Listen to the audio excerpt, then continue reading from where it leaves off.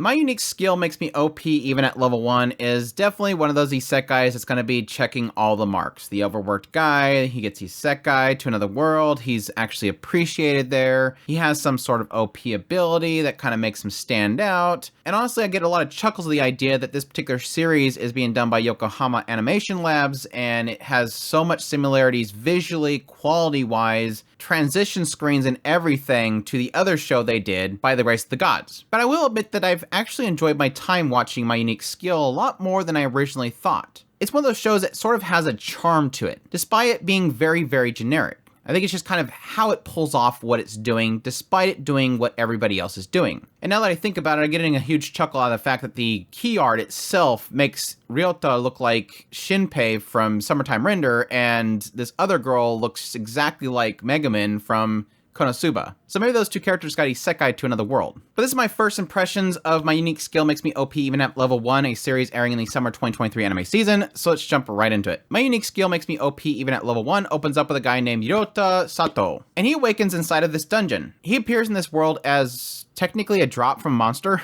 See, this girl named Emily killed this slime, and he just suddenly appeared there. The odd thing about this world is that everything in this world comes from drops from monsters in dungeons. And this girl, Emily, is currently in the first level of this one dungeon, killing slimes to get bean sprouts. And again, Ryota shows up, or as she calls him, Yoda, because she can't say Ryota. And Ryota's obviously very confused because before he showed up here, he was working overtime for his job and doing an all-nighter, and then he suddenly fell asleep, and so he figures maybe I just died in that world, and now I'm in this fantasy world. Well, informing Emily of this, she sort of gets him up to speed. That yes, everything they use comes from drops from monsters and dungeons, and they have these panels inside the dungeons that can check your stats and what you're currently at. And yes, Emily's not the strongest person in the world, she's physically strong, she carries this massive hammer, but she has room to grow. But Ryota, when he puts his hand on this panel, he discovers that he's level 1 of 1.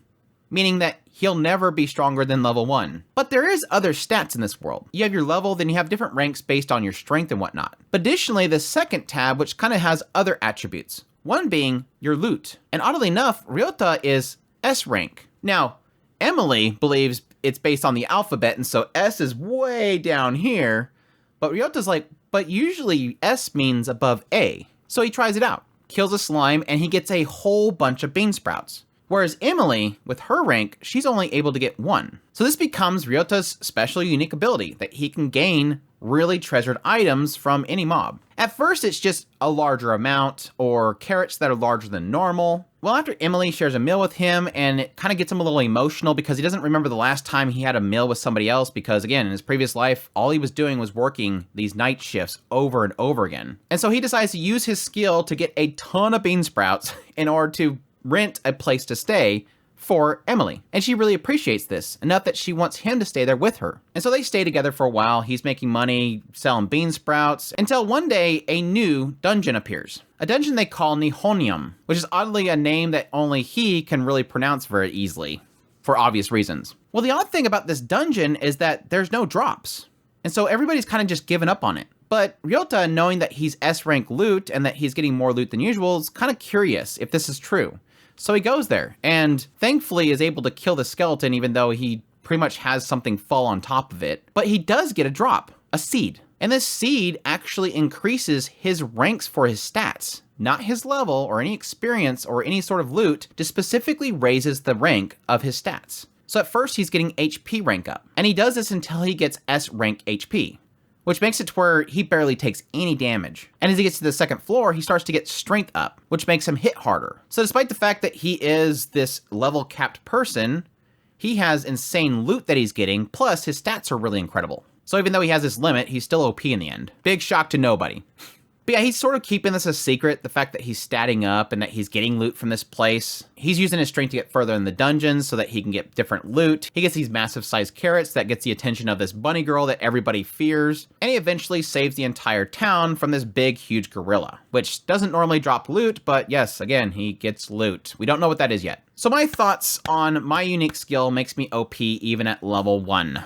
First of all, let me get the visuals aside. I don't think this show is the greatest looking show. It's serviceable, but at the same time, it sort of falls in the same line as something like By the Grace of the Gods. Again, same studio, it's got the same quirks to it, same visual issues, even has the same transitions where it has just randomly the logo and then some characters talking or something. I think the director is even the same as well, so it's like, okay, we're carrying way too much stuff over to here, but yes, it does have a similar feel to it as By the Grace of the Gods. This is a person that was overworked before, is given a second chance, and just wants to enjoy life. But unlike By the Grace of the Gods, there really is a sense here with my unique skill of being unable to get rid of those old bad habits. On a regular basis, Ryota is sort of having to be reminded by Emily to relax. You don't have to keep pushing yourself. She's noticing that he's not getting sleep. He's staying in the dungeon overnight, just constantly getting loot. And she's like, just relax. Just come home and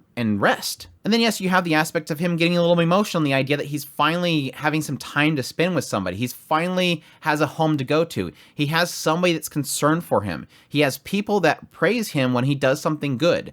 And this is a feeling that he just hasn't had in a long time. But I will admit that the goofiness of it and the very briefness of it, nothing here is really trying to say something heavy. It's just sort of trying to remind you that this guy has been somewhere rough before. Not necessarily that it's trying to sit in it and get you to feel emotional over it. The quirk of this show is the aspect of the stats and how he's able to build them up by getting loot of this one dungeon. My assumption is that this dungeon was sort of created just for him, and the idea that he does bring Emily along at some point and she can see the seeds, but she can't grab them. Only he can grab them. So there is a sense here that this is only loot that's intended for him, or at least maybe people that have S-rank loot capability. But it is one of those kind of annoying stories where it opens up with this idea that this character is the weakest of the weak. But then it always has this but then this thing.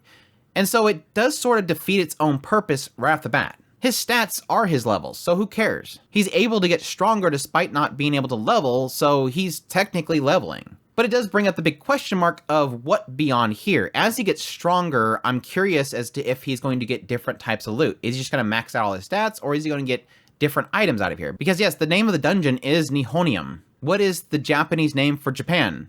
Nihon.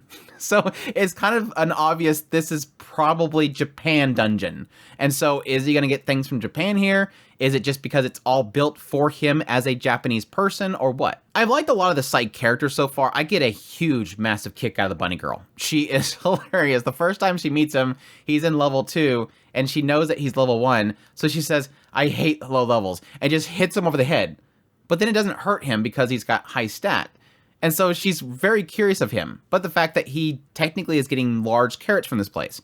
So she immediately falls in love with him because she wants the carrots. But that's just kind of her shtick. Every time he sees her, she comes up and says, I hate low levels. Give me carrots. Carrots are dead.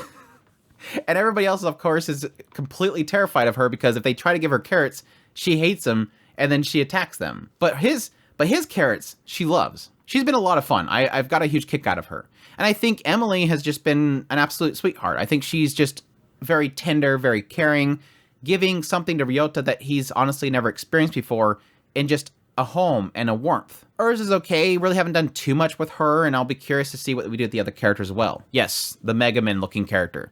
Obviously, she looks like Mega Man. Let's just be honest. Besides not having the hat. All that said, I am enjoying the show a lot more than I thought I would. I still don't think it looks good, but it's serviceable. It's like just enough that it functions. But I like the gimmick here. Despite it being very generic, it's sort of taking it from a route that's sort of interesting. Nihonium, I think, was a nice little interesting twist to give to the whole story than it just being Ryota gets massive amounts of loot every time he kills something. It's giving him a way of progressing his strength, but I'm hoping that it'll do it in ways that will be clever and advance the formula a little bit. Like, why not next time start to get into him leveling up his intellect stat, so we can start getting into magics and how the magics in the world itself work. Or like I was saying earlier, since the dungeon itself is named after Japan, is there a possibility that he will get stuff from Japan, modern times Japan? A katana or electronics? Because again, everything that people use in this world is from dungeons.